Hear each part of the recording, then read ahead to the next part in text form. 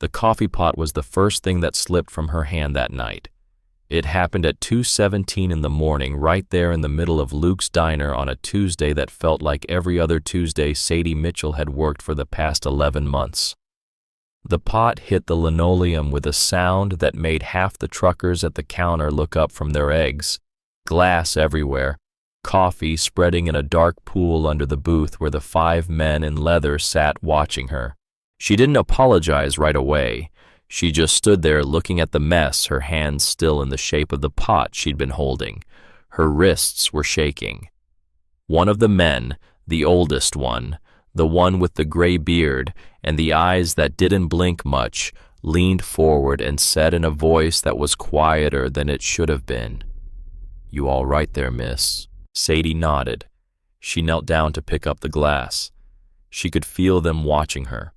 Not the way men usually watched her, not the way Dylan watched her when she came home late from a shift and he'd been drinking. This was different. This was the way you watch someone who's about to fall. Her hand slipped on a shard. Blood welled up across her palm. She didn't make a sound. She wrapped her hand in a napkin and kept picking up the glass. The old man with the beard stood up. He didn't ask if she needed help. He just crouched down beside her and started gathering pieces into his hands. Big, rough hands with scars across the knuckles and a wedding ring he didn't wear anymore, but had worn long enough to leave a mark. He said, "You're Clay Mitchell's kid, aren't you?" She stopped, looked up. The man's face was close enough now that she could see the lines around his eyes, the kind of lines that come from squinting into the wind on a highway for 30 years. She said, "How do you know my dad?" "I rode with him," the man said. "Long time ago, before you were born."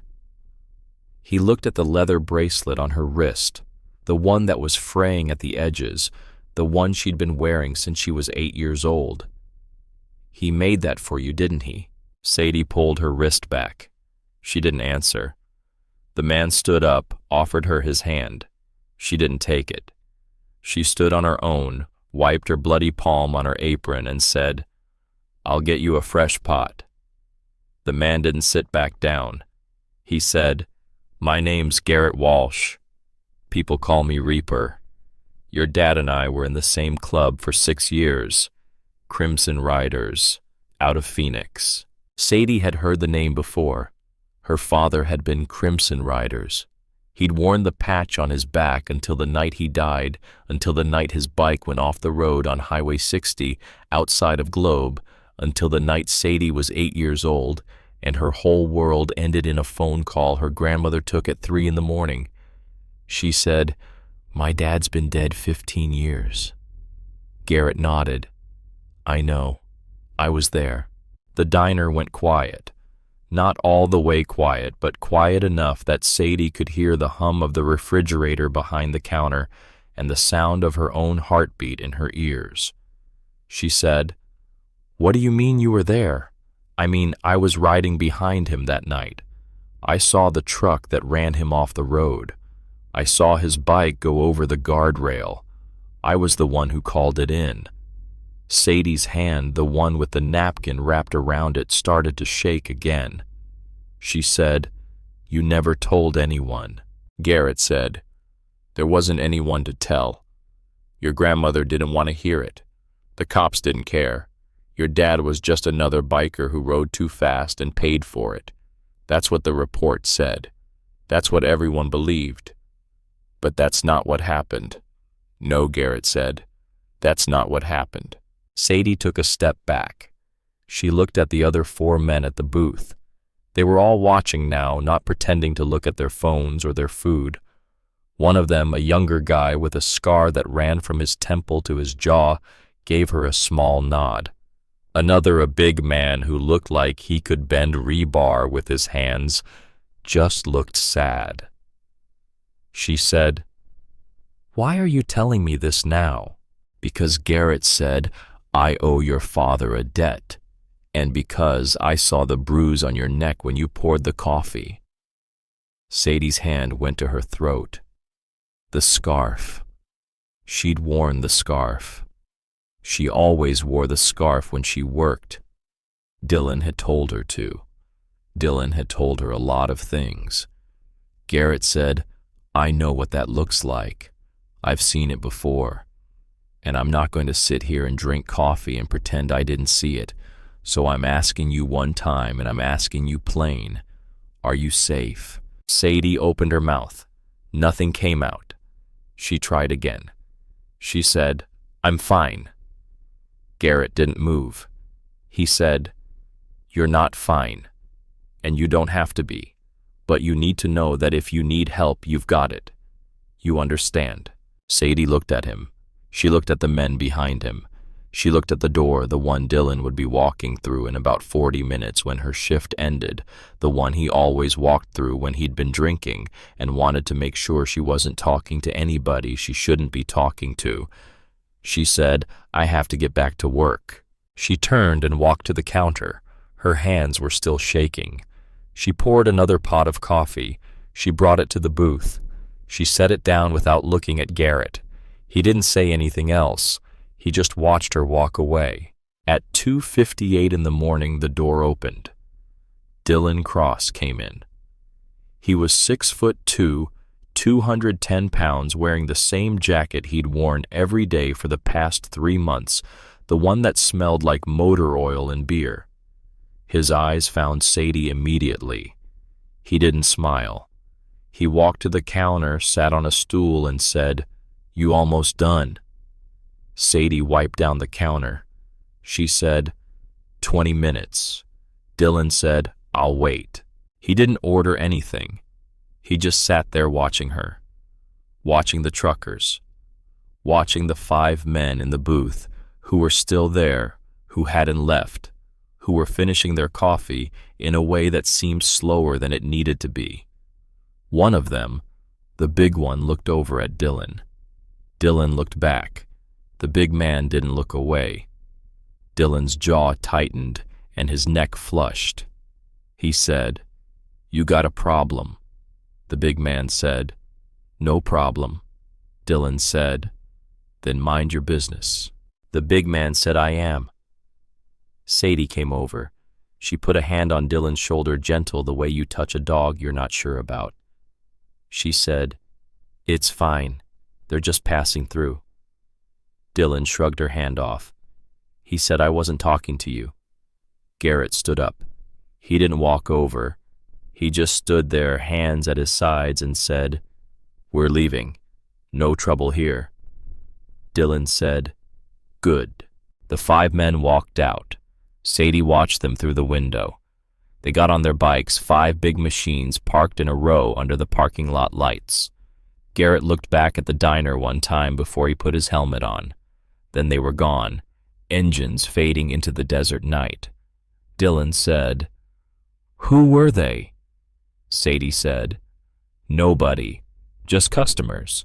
Dylan said, "You know them?" "No." "You sure?" "I'm sure." Dylan leaned back on the stool.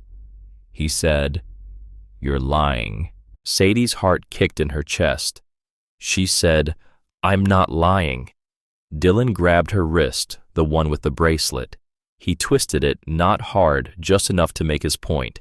He said, "Don't lie to me." Luke, the owner, came out of the kitchen.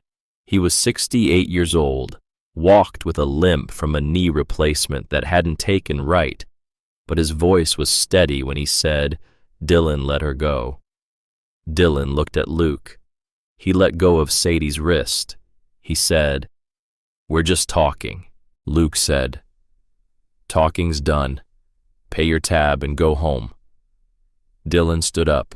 He didn't have a tab. He never ordered anything. He just came in to make sure Sadie wasn't doing anything he didn't approve of. He looked at Sadie. He said, "I'll be outside." He walked out. Sadie exhaled. Luke came over. He said, "You can't keep doing this."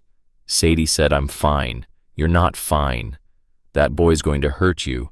"He's not a boy. He's 28.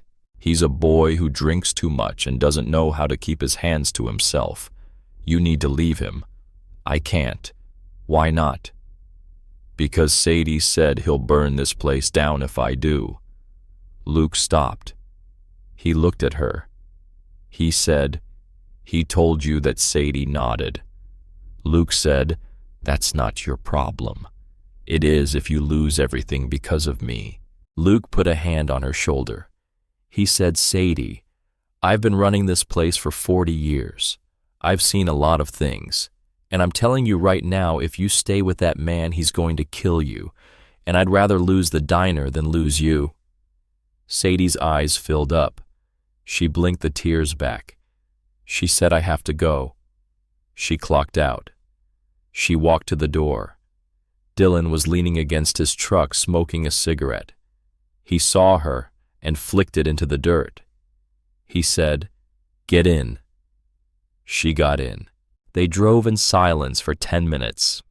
The trailer park where they lived was 20 minutes outside of Tucson, a place called Desert Pines that didn't have any pines and wasn't much of a desert anymore, just a flat stretch of dirt with 30 trailers on it and a water tower that hadn't worked in 5 years. Dylan pulled into their spot. He turned off the engine. He didn't get out. He said, you embarrassed me tonight. Sadie said, I didn't do anything. You talked to those bikers. They were customers. You know what I think? Dylan turned in his seat. I think you knew them. I think one of them was your dad's buddy or something, and I think you were planning to leave me. I wasn't. Don't lie to me, Sadie. I'm not lying. Dylan hit the dashboard. The sound was loud in the small cab of the truck. Sadie flinched. He said, if you ever try to leave me, I will find you. You understand that I will find you, and I will make sure you never talk to anybody again. Sadie said nothing. Dylan got out of the truck. He slammed the door. He went inside the trailer. Sadie sat in the truck for another 5 minutes. Then she got out. She went inside. Dylan was on the couch drinking a beer, watching something on his phone. He didn't look up when she came in. She went to the bedroom. She closed the door. She sat on the edge of the bed. She pulled the leather bracelet off her wrist and looked at it. Her father had made it for her when she was 8 years old, 2 weeks before he died. He'd carved her name into it. Sadie. Just Sadie. Not Sarah. He'd always called her Sadie. She put the bracelet back on. She lay down. She didn't sleep. At 6 in the morning, Dylan left for work. He didn't say goodbye. Sadie waited until she heard his truck pull away. Then she got up. She made coffee. She sat at the small table by the window and looked out at the desert. The sun was coming up, turning the sky pink and orange. It was beautiful. It was the kind of morning her father would have loved. She thought about Garrett Walsh. She thought about what he'd said. I owe your father a debt. She thought about the way he'd looked at her, like he could see through the scarf and the lies and the smile she put on every morning when she told herself today would be different. Her phone buzzed. A text from Dylan. Where are you? She texted back. Home. Stay there. I'm coming back. Her stomach dropped. He never came back. He worked 8-hour shifts at the garage. He never came back. She stood up. She looked around the trailer. She grabbed her purse. She grabbed her keys. She opened the door. Dylan's truck was already pulling into the lot. She froze. He got out. He looked at her standing in the doorway with her purse and her keys. He said, Where are you going? Sadie said, Nowhere. I was just getting the mail. There's no mail. I thought there might be. Dylan walked toward her. He said, You're lying again. Sadie backed into the trailer. Dylan followed. He closed the door behind him. He said, I called Luke. I told him you quit. What I told him you quit. You're not working there anymore. You can't do that. I just did. You don't need to work. You've got me. Sadie's hands were shaking. She said, Dylan, I need that job. No, you don't. You need to stay here and stop talking to people I don't know. They were just customers. Dylan grabbed her by the arm. He pulled her close. He said, I don't care. You're not going back there. You're not talking to anybody. You're staying here with me. Sadie tried to pull away. He held tighter. She said, You're hurting me. Good. Maybe you'll remember. He let go. He went to the fridge. He opened a beer. It was 6:15 in the morning. Sadie stood in the middle of the trailer, her arm throbbing where he'd grabbed her. She said, I'm going to take a shower. Dylan said, Fine. She went to the bathroom. She locked the door. She turned on the water. She sat on the floor and cried into her hands. She cried for 10 minutes. Then she stopped. She washed her face. She looked at herself in the mirror. Her eyes were red. Her neck had a faint bruise from 2 nights ago when Dylan had pushed her into the wall. Her wrist had fingerprints. She thought about her father. She thought about the way he used to pick her up and spin her around when he came home from a ride. She thought about the way he used to sing to her old country songs she didn't know the words to, but loved anyway. She thought about the way he'd looked at her the last time she saw him, the morning he left on that ride, the morning he said, Be good for Grandma Sadie girl. I'll be back before you know it. He never came back. Sadie unlocked the bathroom door. She walked out. Dylan was on the couch asleep, the beer can on the floor beside him. She walked past him. She grabbed her purse. She grabbed her keys.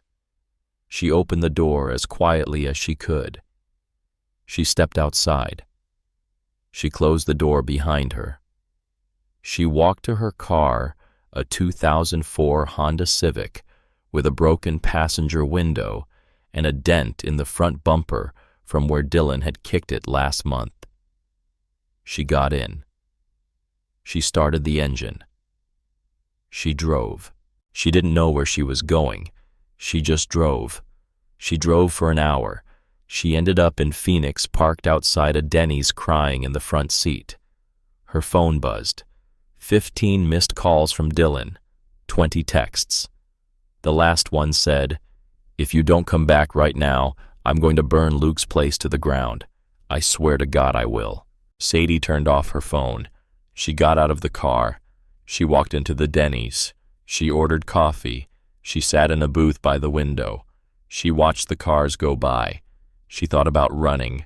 She thought about getting on a bus and going somewhere Dylan would never find her. California, Oregon, anywhere. But she thought about Luke. She thought about the diner.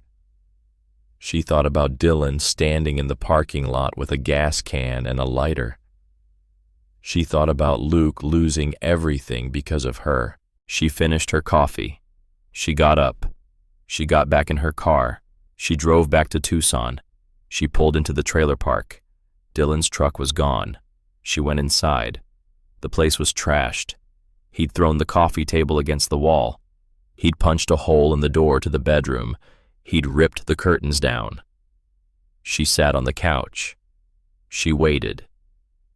At 3 in the afternoon, Dylan came back. He walked in. He looked at her. He said, "I'm sorry." Sadie said nothing. He said, "I didn't mean it. I just got scared. I thought you were leaving me." Sadie said, "I wasn't leaving you." I know. I can't lose you, Sadie. You're all I have." He sat down beside her. He put his arm around her. She let him. He said, "I'll make it up to you. I promise. We'll go out tonight. We'll get dinner. We'll do something nice." Sadie said, "Okay." That night they went to a steakhouse. Dylan was charming. He held her hand. He told her she looked beautiful. He ordered a bottle of wine. He didn't drink much of it. He was trying. Sadie could see him trying. And for a moment, just a moment, she let herself believe that maybe he could change. Maybe this could work. Maybe she didn't have to leave. But when they got back to the trailer, Dylan poured himself a whiskey. Then another. Then another. By 11, he was drunk. By midnight, he was yelling. By 1 in the morning, he had her pinned against the wall, his hand around her throat, telling her she was lucky he loved her because nobody else ever would. She couldn't breathe. She clawed at his hand. He let go. She fell to the floor, gasping. He stood over her. He said, "Clean this up. I made a mess." He had. He'd knocked over the bottle of whiskey. It had spilled across the counter, dripping onto the floor. Sadie got up. She cleaned it. Dylan went to bed. She stayed in the kitchen until 3 in the morning, sitting on the floor, her back against the cabinet, staring at nothing. The next day, Dylan went to work. Sadie called Luke. She said, "I didn't quit." Luke said, "I know." Dylan called me. I told him to go to hell. "Can I come back?" "You never left Sadie. Get here when you can." She worked that night. Dylan didn't show up. She worked the next night. He didn't show up. She worked the night after that. Still no Dylan. She started to relax. She started to think maybe he'd finally given up. She was wrong. On the 4th night at 2 in the morning, Dylan walked into the diner. He was drunk. He walked straight to the counter. He said, "We need to talk." Sadie said, "Not here. Yes, here. Dylan, please." He grabbed her arm. He pulled her toward the door. Luke came out of the kitchen. He said, "Let her go." Dylan said, "Stay out of this, old man." Luke picked up the phone. He said, "I'm calling the cops." Dylan let go of Sadie. He looked at Luke. He said, "You do that, and I'll burn this place down with you in it." Luke didn't move. He dialed. Dylan turned and walked out. Sadie ran after him. She caught him in the parking lot. She said, "Dylan, stop." He turned around. He said, "You're coming with me." "No." "Yes, I'm not leaving." Dylan grabbed her. He dragged her toward his truck. She fought. She screamed. He hit her. She fell. He picked her up. He threw her into the truck. He got in. He started the engine. And then 5 motorcycles pulled into the parking lot. Dylan froze. Sadie looked out the window. It was them. The 5 men from the other night. Garrett Walsh in the front. They parked in a line. They got off their bikes. They didn't rush. They just walked toward the truck, slow and steady, like they had all the time in the world. Garrett stopped at Dylan's window. He said, "Open the door." Dylan said, "Get out of here." Garrett said, "Open the door or I'll open it for you." Dylan looked at Sadie. He looked at Garrett. He looked at the other 4 men standing behind him. He opened the door. He got out. He said, "This is between me and my girlfriend." Garrett said, "Not anymore." Dylan laughed. He said, "What are you going to do, old man? Beat me up?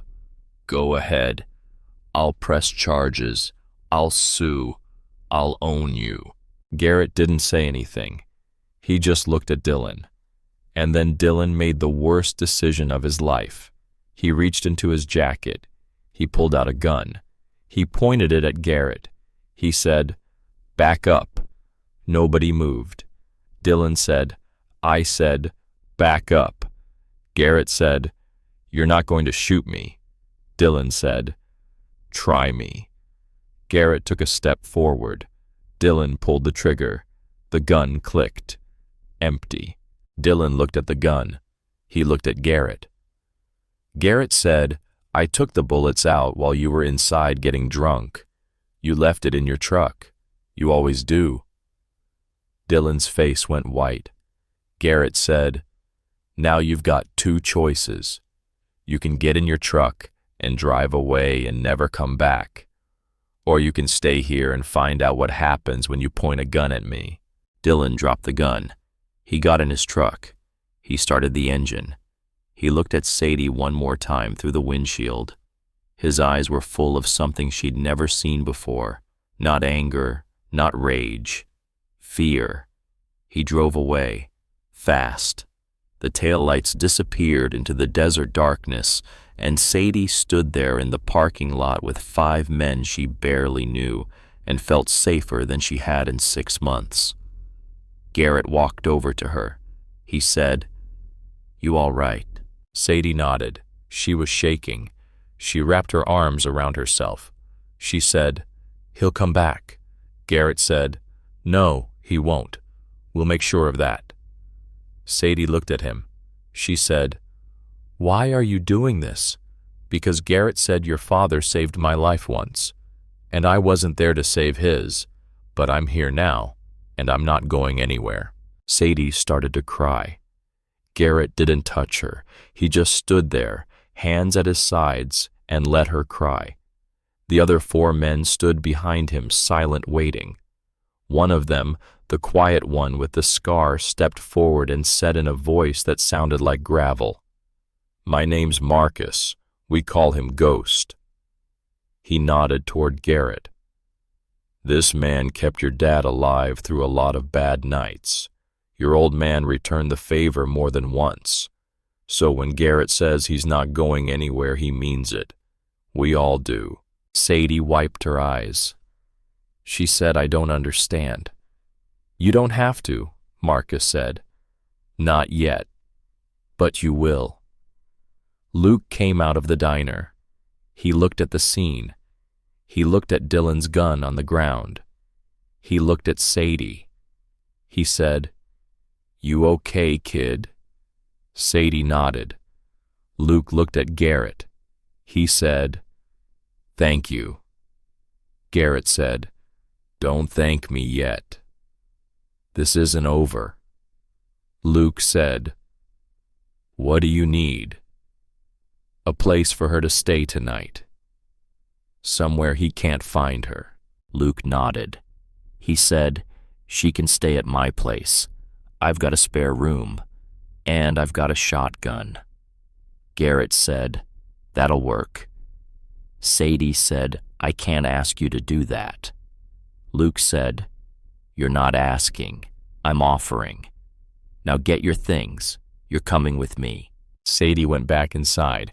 She grabbed her purse from behind the counter. She grabbed her jacket. When she came back out, Garrett was picking up Dylan's gun. He ejected the magazine, cleared the chamber, and handed both pieces to Luke. He said, Keep these. Evidence, just in case. Luke took them. He said, You think he'll come back? Garrett said, I think he's the kind of man who doesn't like losing. So yeah, he'll come back. Then what?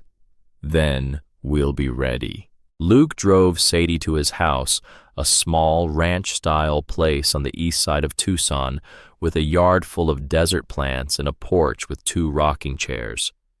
He showed her to the spare room. He said, Bathrooms down the hall. There's food in the fridge. Help yourself to anything.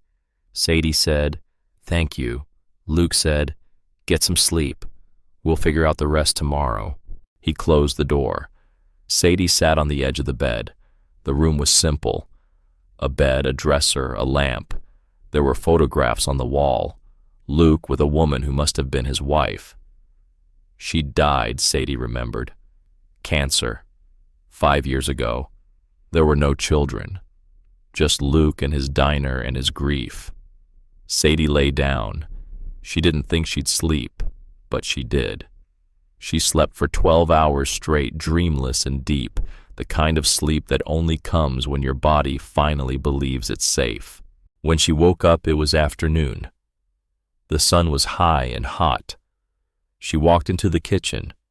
Luke was sitting at the table reading the newspaper. He looked up. He said, "Coffee's on the counter." Sadie poured herself a cup. She sat down across from him. She said, "Has he called?" "No, but he will." "What do I do?" Luke folded the newspaper. He said, "You make a choice. You go back to him and this keeps happening until one day he kills you. Or you leave him and you start over. It's not that simple." "It never is, but it's still the choice." Sadie drank her coffee. She said, "He'll destroy everything I care about. Then we make sure there's nothing left for him to destroy." Sadie looked at him. She said, "What does that mean?" Luke said, "It means you disappear for a while. Let things cool down. Let the cops handle him. Let those bikers handle him. But you stay out of sight." "For how long?" "As long as it takes." There was a knock at the door. Luke stood up. He looked through the peephole. He said, "It's Garrett." He opened the door. Garrett came in. He had a paper bag in his hand. He set it on the table.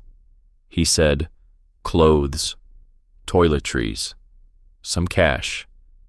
Figured you might need it." Sadie looked in the bag. There were jeans, a couple of shirts, a toothbrush, shampoo, and an envelope with $500 in 20s. She said, "I can't take this." Garrett said, "It's not from me. It's from your dad." Sadie looked up. She said, "What?" Garrett sat down. He said, "Your father had a storage unit. He paid for it for 15 years. Before he died, he made me promise that if anything happened to him, I'd make sure you got what was inside. I've been holding on to the key ever since." Sadie said, "What's in it?" "Money. $50,000. He saved it for you. He wanted you to go to college.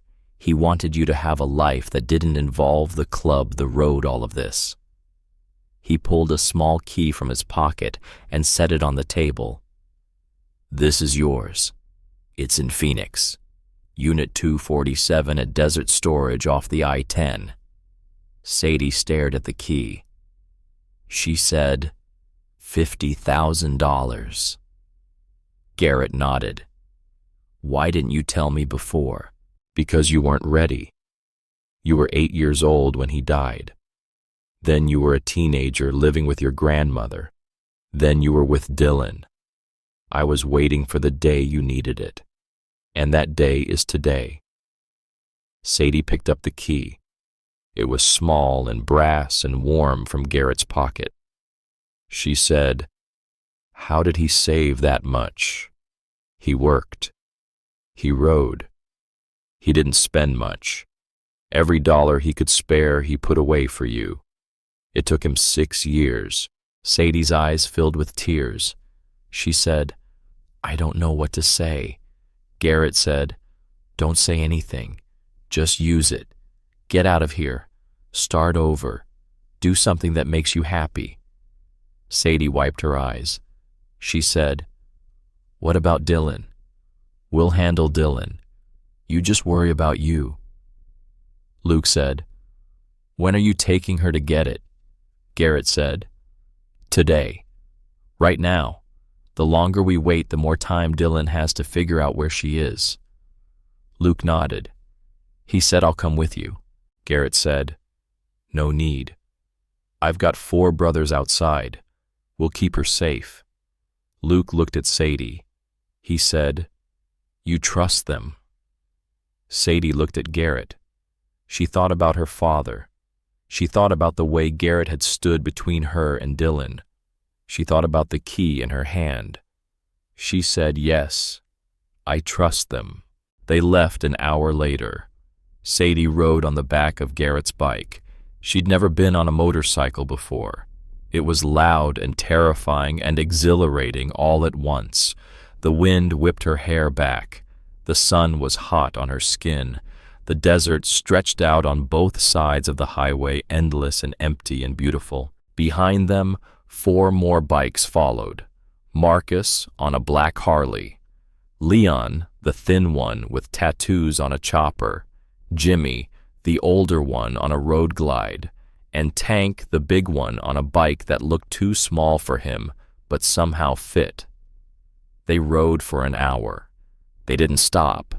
They didn't slow down. They just rode 5 bikes in a line cutting through the heat and the dust like they owned the road. When they got to Phoenix, Garrett pulled into the storage facility. It was a sprawling complex of orange metal doors, row after row, baking in the sun. He stopped in front of Unit 247. He got off the bike. Sadie got off behind him. Her legs were shaking. Garrett said, "You all right?" Sadie nodded. She said, "Yeah, just not used to that." Garrett smiled. He said, "Your dad would have loved teaching you to ride." Sadie walked to the unit. She put the key in the lock. She turned it. The door rolled up with a metallic screech. Inside was a single leather duffel bag sitting on the concrete floor. "That's it," Garrett said. "That's yours." Sadie stepped inside. She picked up the bag. It was heavier than she expected. She unzipped it. Inside were stacks of $100 bills rubber-banded together, filling the bag almost to the top. She sat down on the floor of the unit. She said, "I can't believe he did this." Garrett crouched down beside her. He said, "He loved you more than anything in the world, Sadie. He talked about you all the time, showed everyone pictures, bragged about how smart you were.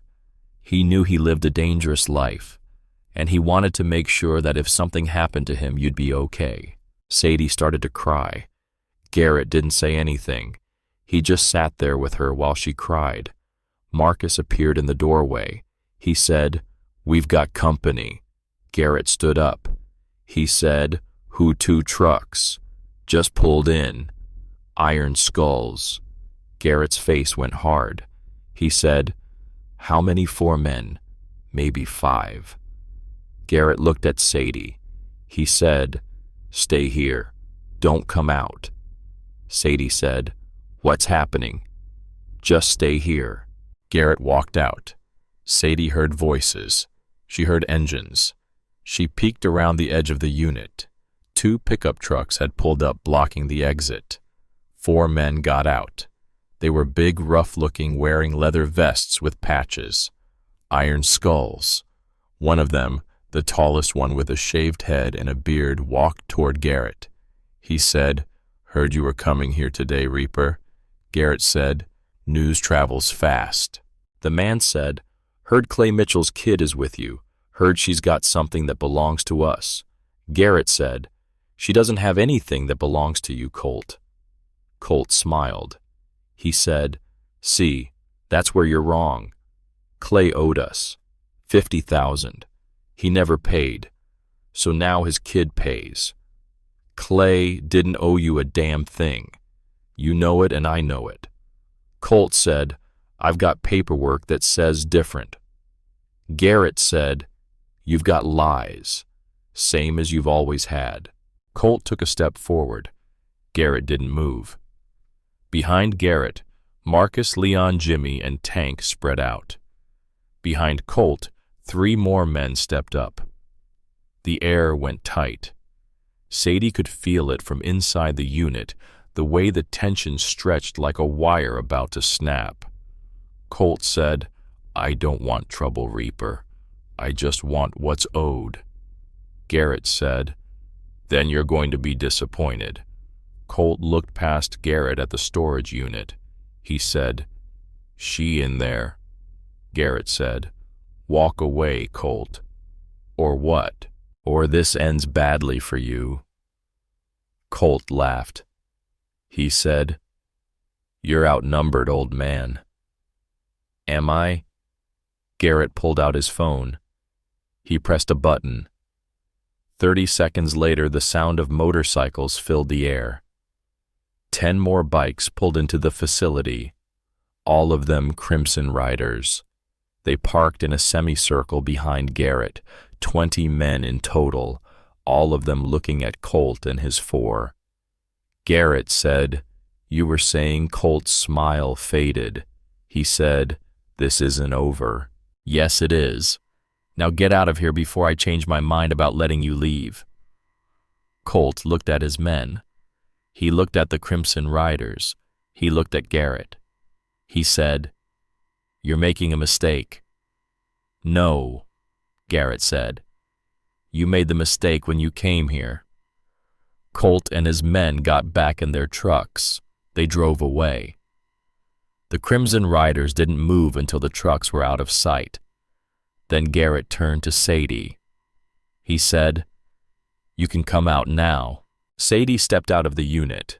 She was shaking. She said, "Who were they?" "Bad people," Garrett said. "They've had a grudge against your father for a long time. They think he owed them money. He didn't. But they're not the kind of people who let things go. Are they going to come after me?" "Not if I can help it," Marcus said. "They'll be back. You know they will." Garrett said, "I know, so we make sure they can't find her." Sadie said, "What does that mean?" "It means you don't go back to Tucson. Not yet. You take that money and you go somewhere they can't track you. Somewhere Dylan can't track you. You disappear for a while." Sadie said, "For how long?" "As long as it takes." Sadie looked at the bag of money. She looked at the men around her, these rough, dangerous-looking men who had dropped everything to protect her because her father had once been one of them. She said, "I don't know where to go." Garrett said, "Doesn't matter where. Just matters that you go. Get in your car, drive, pick a direction. When you get tired, stop. Find a motel. Pay cash. Don't use your credit cards. Don't call anyone. Just lay low for a few weeks. We'll handle Dylan. We'll handle the Iron Skulls. And when it's safe, we'll call you." Sadie said, "What if it's never safe? Then we'll cross that bridge when we get to it." Sadie put the money back in the bag. She zipped it up. She said, "Okay." Garrett said, "You've got my number. You need anything, you call. Day or night." Sadie nodded. She said, "Thank you." Garrett said, "Don't thank me yet. Just stay alive." Sadie drove west. She didn't have a plan. She just drove. She stopped in Yuma for the night. She paid cash for a motel room. She didn't sleep much. She kept thinking about Dylan, about the Iron Skulls, about her father and the money he'd saved for her, about Garrett and the promise he'd kept. In the morning, she kept driving. She crossed into California. She drove through the desert, through small towns with names she didn't recognize. She drove until she ran out of road, until she hit the ocean. She parked her car and walked down to the beach. She sat in the sand and watched the waves. She stayed there for 3 days. She walked the beach. She ate at diners. She read books in coffee shops. She didn't talk to anyone. She didn't use her phone. She just existed quiet and invisible like a ghost. On the 4th day, her phone rang. It was Garrett. He said, "You okay?" Sadie said, "Yeah, I'm okay." "Good. Listen, Dylan's gone." "What do you mean, gone?" "I mean he's in custody. He violated his probation, got into a fight at a bar, pulled a knife on someone. The cops picked him up. He's looking at serious time." How much time? Garrett said, "Enough." The prosecutors charging him with aggravated assault, attempted murder, and a few other things. His lawyers talking about a plea deal, 20 to 25 years. Sadie felt something loosen in her chest. She said, "Is it over for now? But the Iron Skulls are still out there. What do they want?" "The same thing they've always wanted. money, power, to make an example out of someone. Your dad stood up to them. They didn't like it, and now they're trying to get to him through you. Sadie said, "So what do I do?" "You come back, but not to Tucson. Come to Phoenix. We'll set you up somewhere safe, and we'll deal with the Iron Skulls." Hal Garrett said, "Leave that to me." Sadie drove back to Phoenix. Garrett met her at a diner off the highway. He had a cup of coffee waiting for her. He said, "You look tired." Sadie said, "I am. You ready to stop running?" "I don't know." "Am I safe?" Garrett said. "Not yet, but you will be." "What's the plan?" "The plan is we end this. We go to the Iron Skulls. We tell them if they come near you again, there's going to be a war. And we make sure they believe us." Sadie said, "And if they don't, then there's a war." Sadie drank her coffee. She said, "I don't want anyone to get hurt because of me." Garrett said, "Too late for that. Your dad got hurt because he stood up for what was right. And I'll be damned if I let his daughter suffer because some assholes think they can shake her down." Sadie said, "What do you need me to do?" "Nothing. You just stay out of sight. Let us handle this." Garrett and the Crimson Riders went to the Iron Skulls clubhouse that night. Sadie didn't go with them. She stayed at a motel on the edge of Phoenix, watching the news, waiting for a phone call. The phone call came at midnight. It was Garrett. He said, "It's done." "What happened?" "We talked. They listened." "They won't bother you again. How can you be sure?" "Because they know what'll happen if they do." Sadie said, "Did anyone get hurt?" Garrett said, "No, but it was close." Sadie exhaled. She said, "Thank you. Don't thank me. Thank your dad. He's the one who made this possible." Sadie said, "What do you mean?" Garrett said, "Your dad saved my life in a way that matters. He showed me that some things are worth fighting for, and you're one of those things, so I'm not going to stop fighting until you're safe." "You understand," Sadie said. "I understand." "Good. Now get some sleep. Tomorrow we figure out what's next." Sadie hung up. She lay down on the motel bed. She stared at the ceiling. She thought about her father. She thought about the money. She thought about Garrett and the Crimson Riders, and the way they'd stood up for her when no one else would. And she thought about what she was going to do with the rest of her life. The next morning, Sadie met Garrett at a diner. She said, "I've made a decision." Garrett said, "What's that?" "I'm not going to run anymore. I'm not going to hide. I'm going to use my dad's money to do something good. Like what Sadie said, I'm going to open a place for women like me, women who are stuck, women who don't have anywhere to go, women who need help getting out." Garrett smiled. He said, "Your dad would have loved that." Sadie said, "You think so? I know so." She said, "But I'm going to need help." Garrett said, "You've got it. Whatever you need." Sadie said, "I need a building. I need furniture. I need lawyers and social workers and people who know how to help women in bad situations." Garrett said, "I know people. We'll make it happen." Over the next 6 months, Sadie built Clay's Haven from the ground up. She found a small building above a laundromat in Tucson. 2 rooms, a bathroom, a phone line. She bought desks and chairs and beds. She hired a social worker named Patricia, who'd spent 20 years working with domestic violence survivors. She hired a lawyer named Ellen who took cases pro bono. She hung a sign on the door, Clay's Haven. She didn't advertise. She didn't make a big announcement. She just opened the door every morning at 9 and waited. For the first 2 weeks, no one came. Sadie sat at her desk reading, waiting, wondering if she'd made a mistake. And then one afternoon, a woman walked in. She was young, maybe 21, with a black eye and a split lip. She said, "Is this the place?" Sadie said. "What place?" The woman said, "The place where women can go when they don't have anywhere else." Sadie stood up. She walked around the desk. She said, "Yes, this is the place." The woman started to cry. Sadie said, "What's your name?" "Emily." Sadie said, "Sit down, Emily. You're safe here." Emily sat. Sadie sat across from her. She said, "Tell me what happened." Emily told her.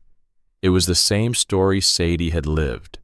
Boyfriend, promises, charm, then the yelling, the hitting, the threats, the fear. Emily said, "I don't know what to do." Sadie said, "You leave. That's what you do. He'll find me. Then we make sure he doesn't."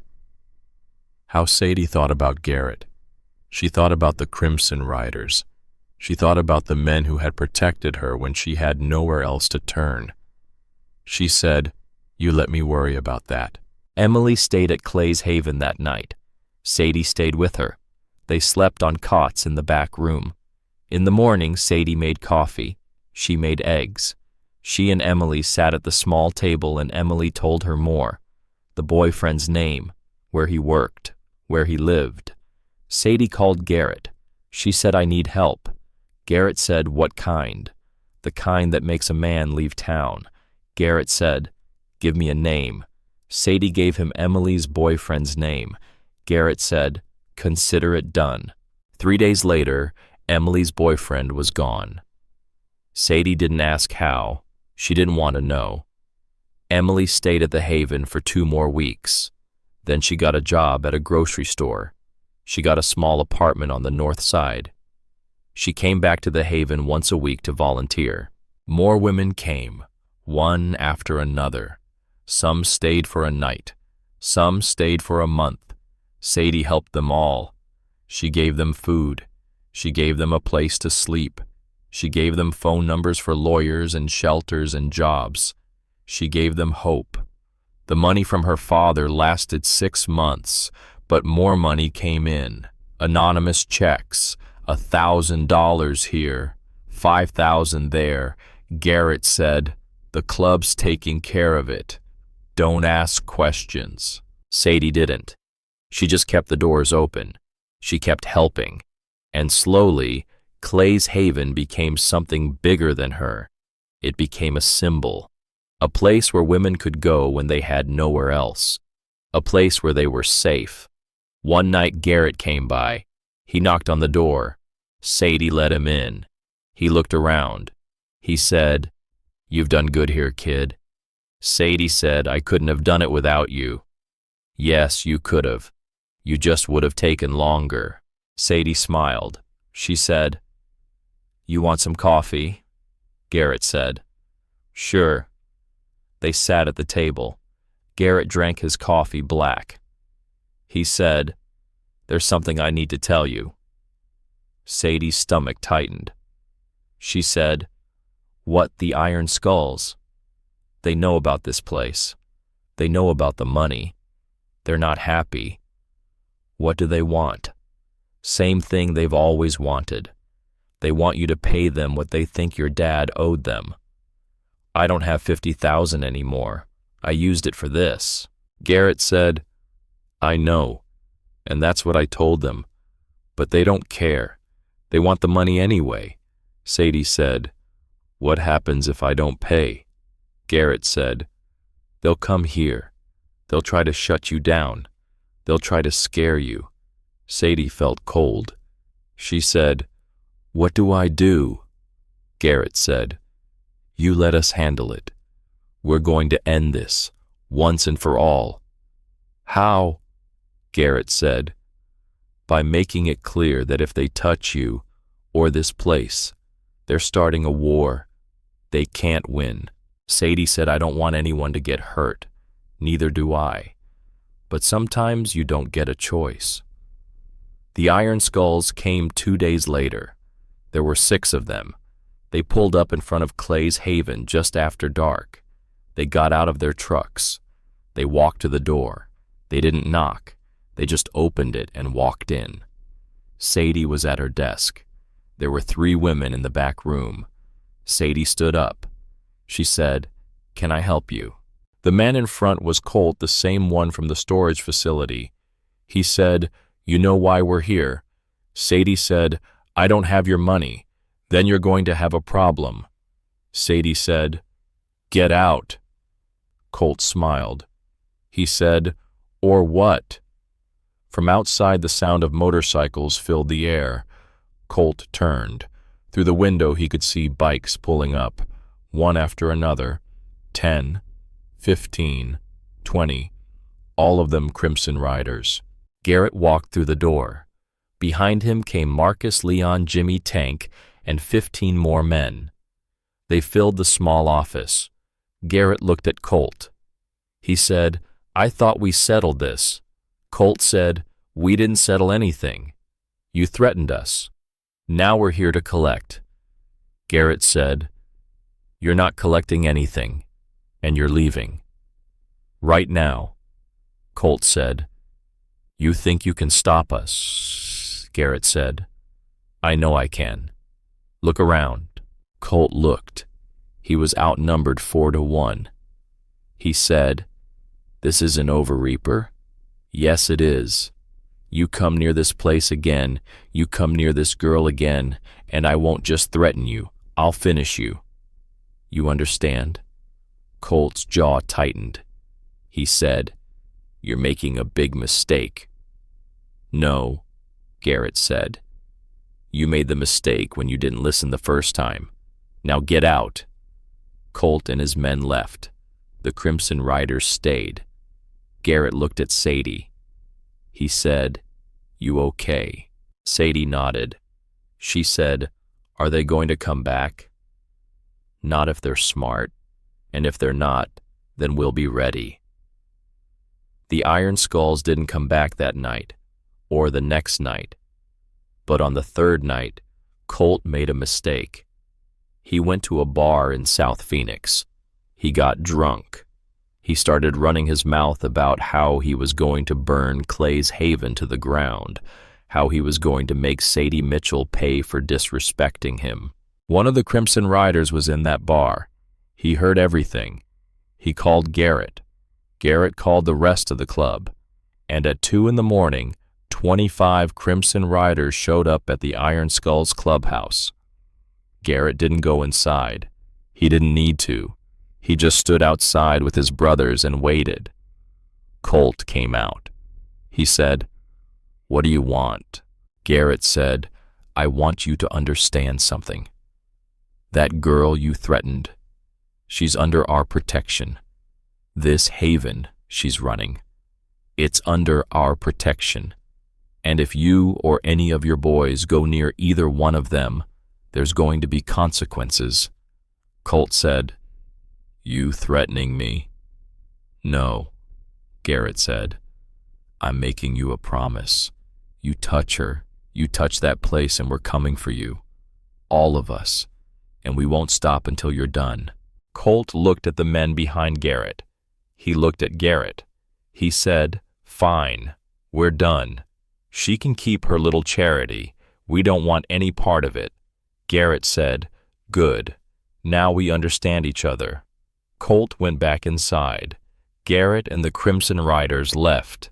The war that could have been never happened, because sometimes all it takes is a promise and the will to keep it. Sadie didn't hear about the confrontation until the next day. Garrett came by the Haven. He said, "It's over. They're not going to bother you anymore." Sadie said, "How do you know?" "Because I made sure they understood what would happen if they did." Sadie said, "Thank you." Garrett said, "Stop thanking me. I'm just keeping a promise." Sadie said, "To my dad. To you." Over the next year, Clay's Haven grew. Sadie hired more staff. She expanded to a second location. She helped over 100 women leave bad situations, find safe housing, get jobs, start over. The Crimson Riders became the unofficial security for the Haven. They didn't advertise it. They didn't make a big deal about it.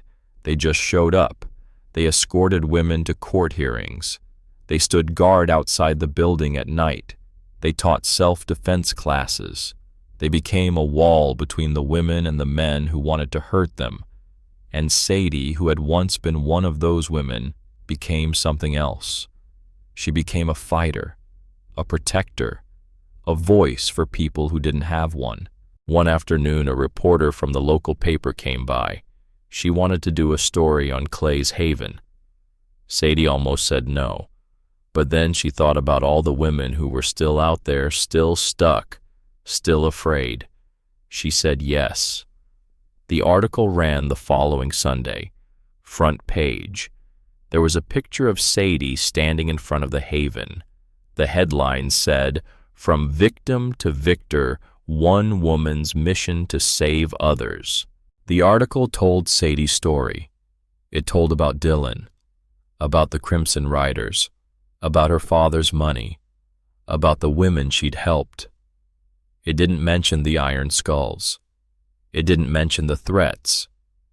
It just told the truth about what Clay's Haven was and why it mattered. The day after the article ran, Sadie's phone didn't stop ringing. Women calling for help, people calling to donate, lawyers offering pro bono services, social workers offering to volunteer. By the end of the week, Sadie had raised $10,000 in donations. She used the money to hire another counselor, to buy more beds, to rent a third location. 6 months later, she got a letter. It was from Dylan. He was in Florence State Prison. He was serving 25 years for aggravated assault, attempted murder, and a list of other charges. The letter was short. It said, "I'm sorry for what I did. I know that doesn't change anything, but I wanted you to know. I hope you're doing okay." Sadie read the letter twice. Then she put it in a drawer. She didn't write back. She didn't need to. Dylan was her past. Clay's Haven was her future. A year after opening the Haven, Sadie went to visit her father's grave. It was in a small cemetery outside Globe on a hill overlooking the valley where he died. She hadn't been there since she was a teenager. She brought flowers. She knelt down in front of the headstone. It was simple, just his name and the dates. Clay Mitchell, 1975 to 2009. Beloved father. She said, "Hi, Dad. I'm sorry it took me so long to come back. I've been busy. I used your money. I hope that's okay. I opened a place. Clay's Haven. It helps women who are in bad situations. Women like me. I think you would have liked it." She paused. A breeze moved through the desert grass. She said, "Garrett's been taking care of me. He kept his promise. He's a good man. I wish you could see what I've done. I wish I could tell you about it. I wish a lot of things." She stood up. She put the flowers on the grave. She said, "I love you, Dad. I always will." She turned to walk back to her car. Garrett was standing at the bottom of the hill leaning against his bike. She hadn't seen him pull up. She walked down to him. She said, "How long have you been there?" "Long enough," Garrett said. "You didn't have to come. I wanted to. Your dad was my brother, and you're his daughter. That makes you family." Sadie smiled. She said, "Thank you." Garrett said, "You did good, kid. Real good. He'd be proud of you." "You think so?" "I know so." They got on their bikes. Garrett led the way back to Phoenix. Sadie followed. The sun was setting, turning the sky orange and pink. The same sky her father had loved. The same sky she was learning to love again. 2 years after opening Clay's Haven, Sadie met someone. His name was Daniel. He was a teacher at a middle school in Phoenix. He was kind and patient and gentle. He didn't drink, he didn't yell, he didn't raise his hand. He loved books and hiking and long conversations about nothing. They met at a coffee shop. He was reading a book about the Civil War. She was reading a report on domestic violence statistics. He looked up. He said, "Heavy reading." Sadie said, "Occupational hazard." "What do you do?" "I run a shelter for women." Daniel said, "That's important work." Sadie said, "It is." They talked for an hour, then another. By the time they left, Sadie had his phone number. 3 days later, they went on their first date. Dinner at a quiet Italian place. They talked about their lives, their pasts, their hopes. Daniel was honest with her. He said, "I'm divorced. My ex-wife left me for her yoga instructor. It hurt for a while, but I'm okay now." Sadie was honest with him. She said, "I was in a bad relationship. It took me a long time to get out. I'm still working through it." Daniel said, "We all have our scars." Sadie said some more than others. They dated for 6 months before Sadie told him the whole story, about Dylan, about the Crimson Riders, about her father, about the money, about the iron skulls, about all of it. Daniel listened. He didn't interrupt. He didn't judge. When she was done, he said, "That's a hell of a story." Sadie said, "Too much, no, just makes me respect you even more." They got engaged a year later.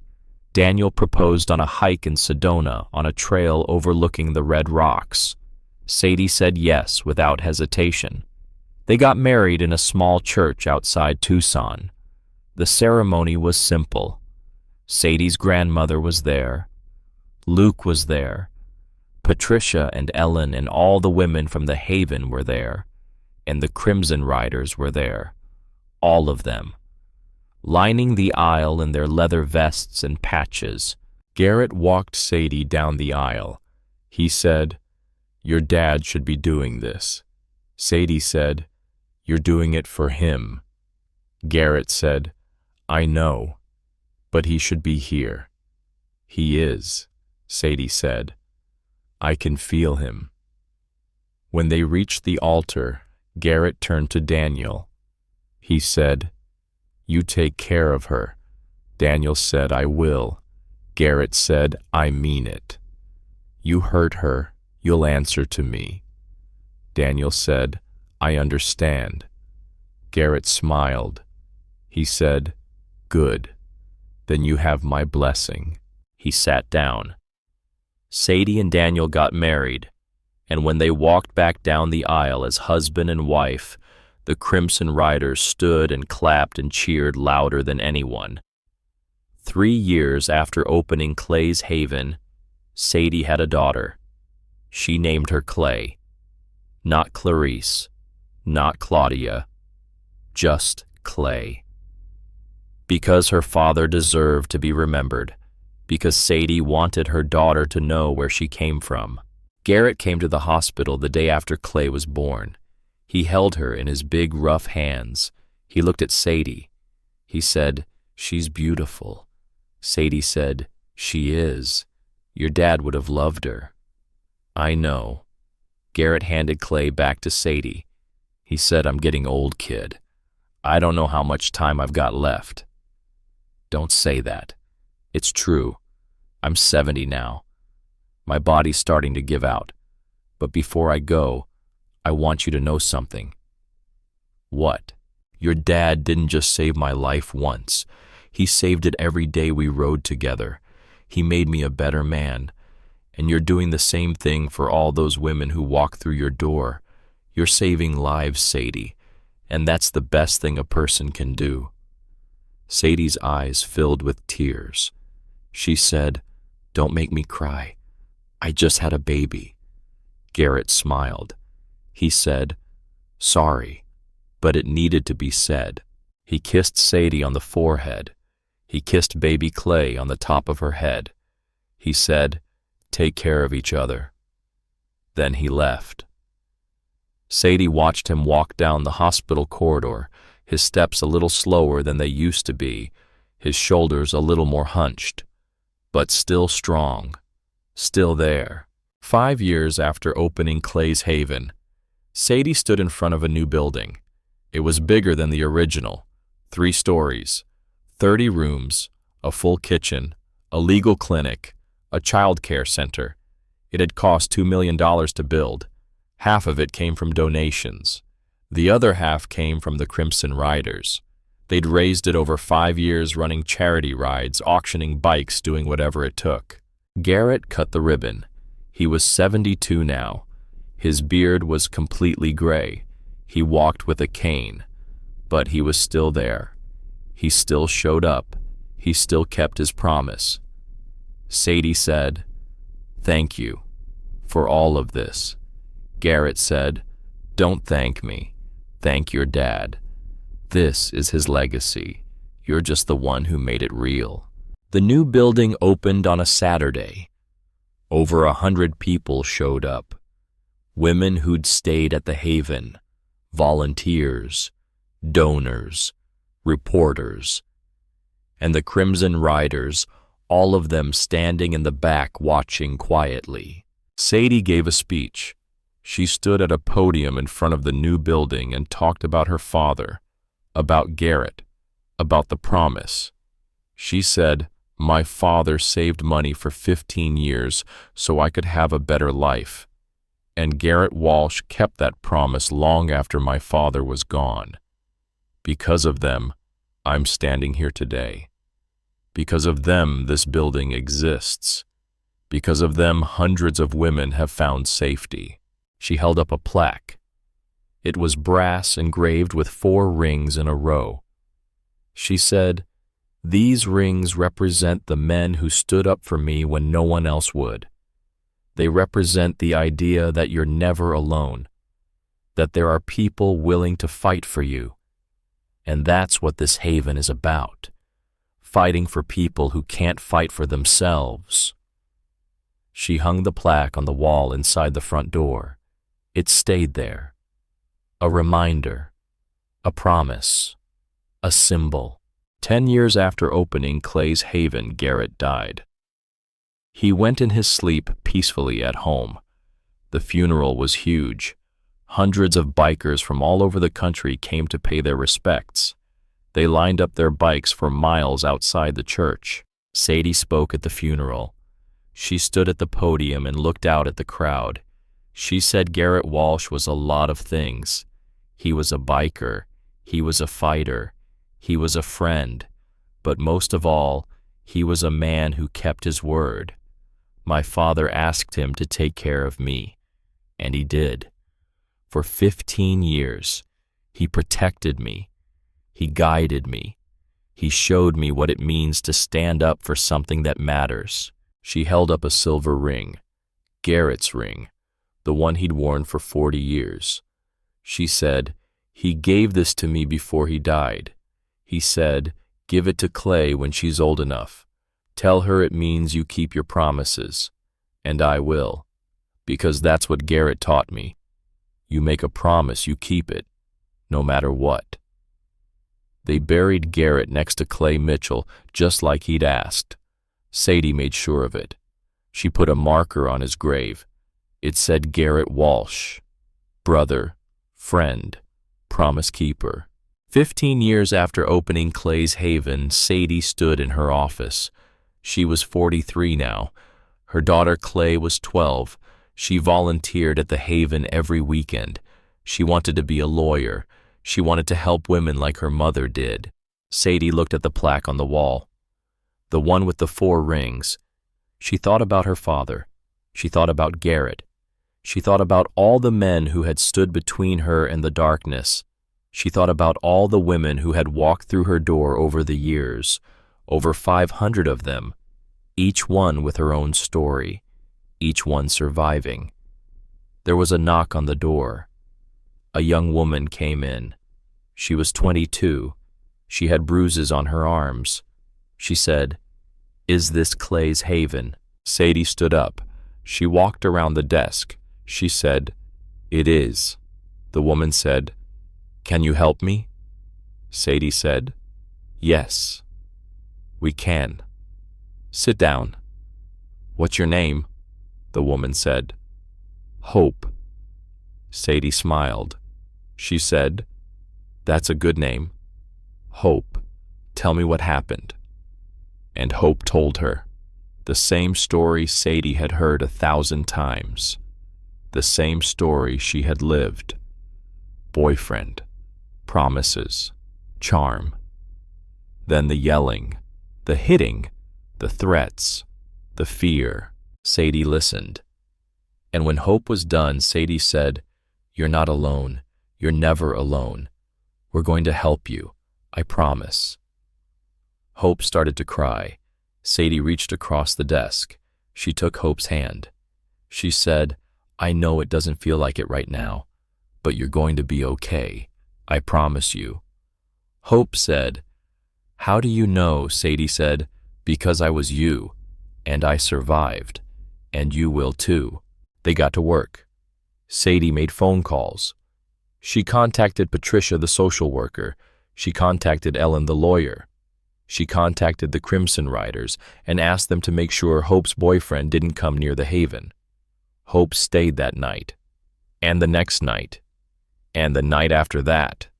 Slowly, with help, she started to rebuild. She got a job. She got an apartment. She got her life back. 20 years after opening Clay's Haven, Sadie stood on a stage at a conference on domestic violence.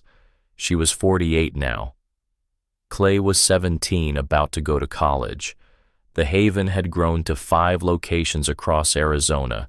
Over 1,000 women had found safety there. Sadie stood in front of 500 people and told her story. She told them about Dylan, about her father, about Garrett, about the Crimson Riders, about the women she'd helped. She told them that survival isn't about being strong all the time. It's about being willing to ask for help.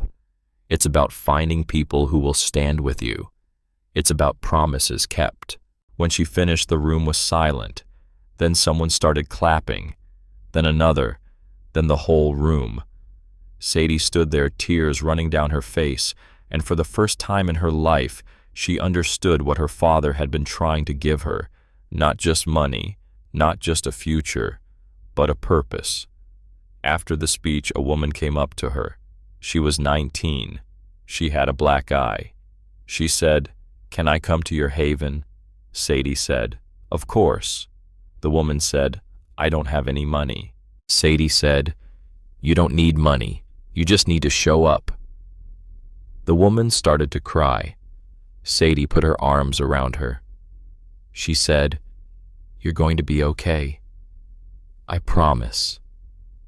And outside somewhere in a cemetery on a hill overlooking the valley, 2 men rested side by side, Clay Mitchell and Garrett Walsh, brothers, friends, promise keepers. Their work was done, but Sadie's work continued. Every day, every woman who walked through the door, every life that changed, every promise kept. The rings on the wall stayed where they were. A reminder, you are not alone. You never were, and you never will be.